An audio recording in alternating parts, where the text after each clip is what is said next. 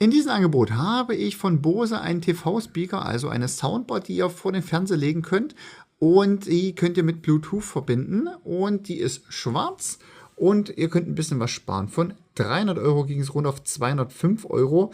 Und Bose ist natürlich eine Firma für Qualität, wo ja, auch richtig ordentlich Bums rauskommt. Hat eine super Bewertung, wurde letzten Monat 500 Mal geholt. Ihr könnt 32% sparen. Versand kostenfrei.